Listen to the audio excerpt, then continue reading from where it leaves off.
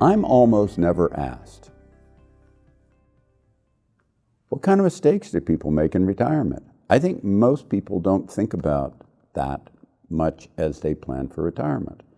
I think they presume that it's orderly and it'll happen naturally and they shouldn't worry about it too much. And I'm not suggesting worrying, I'm suggesting that there's some really vanilla things that people do. They're errors as they plan for retirement. One of them is to plan for too short a time horizon. The reality of our trends toward aging and longevity, in fact, are that overall, people don't seem to be living longer. But that's misleading because we have an inordinate amount of misbehavior-oriented youthful death, bringing down the averages. But when people get to retirement age, they've gotten past all of that, and those people, old codgers like me, tend to live longer than people ever have. And people don't plan for a long enough period usually. They often presume they'll live about as long as the actuarial tables say they will, but they'll probably live a good notch longer. And the best way to think about that, in my opinion, is to ask yourself how long your parents live, how long your grandparents live, what's your health compared to them, and add a few more years onto that, because it's great to die with some wealth. It's not great to run out of your wealth before you die and suffer aged poverty. Then the other part of that is most people aren't as assertive in their retirement planning with their assets as they should be, in that they tend to be too conservative. They tend to overemphasize not losing money versus diversifying and suffering some short to intermediate term volatility to get to higher longer term returns. The fact is, too many people have been bred to think that they need to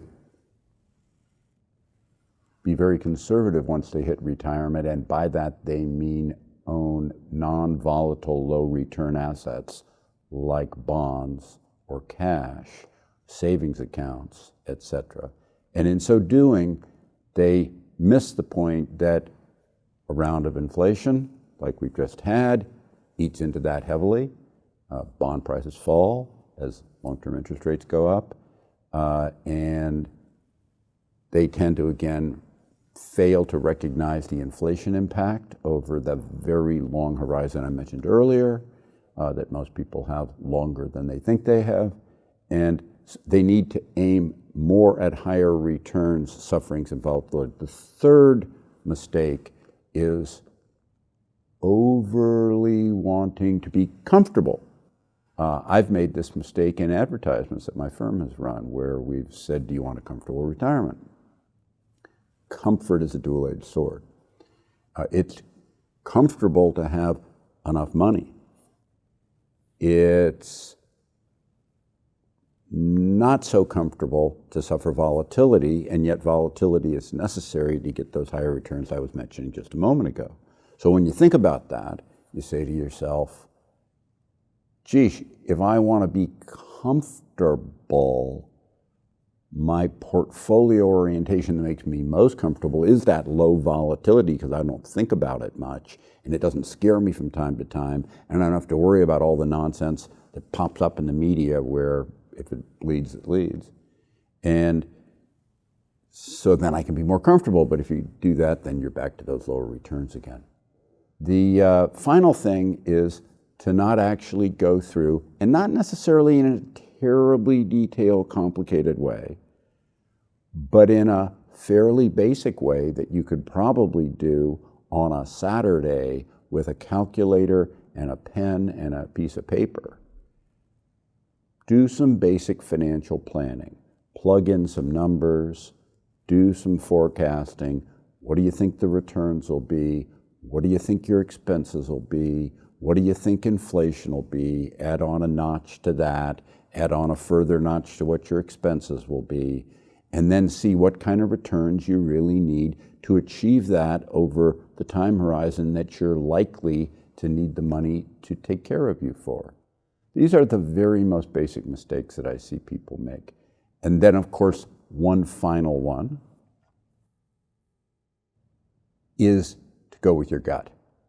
And in going with your gut, what I mean is load up on things heavily that seem to you to make sense for what will do well in your portfolio and retirement investment assets. And in doing that,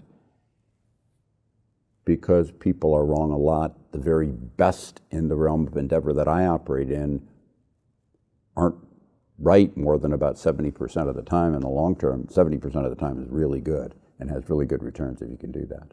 But that means you're wrong 30% of the time, and that 30% might be when you load up on that thing you think is really good, blows up on you, and then you suffer real losses.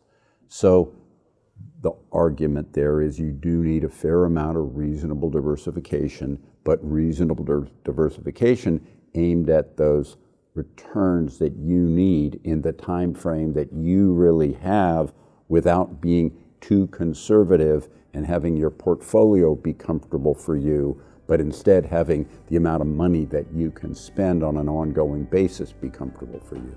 This is Ken Fisher. Subscribe to the Fisher Investments YouTube channel if you like what you've seen. Click the bell to be notified as soon as we publish new videos.